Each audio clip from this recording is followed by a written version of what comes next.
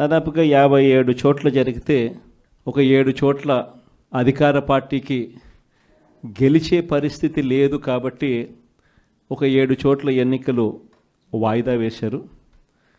మరో 50 చోట్ల ఎన్నికలు వాయిదా వేసే పరిస్థితి లేక ఎన్నికలు జరపక తప్పని పరిస్థితిలో ఎన్నికలు జరిపారు.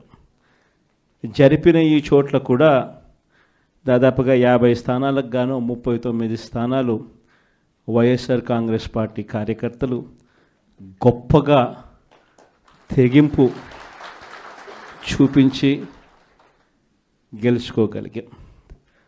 నిజంగా ఆశ్చర్యం కలిగించే విషయాలు ఏమిటి అంటే అసలు తెలుగుదేశం పార్టీకి ఇక్కడెక్కడా కూడా కనీసం గెలవడానికి తగ్గ నెంబర్స్ కూడా లేవు.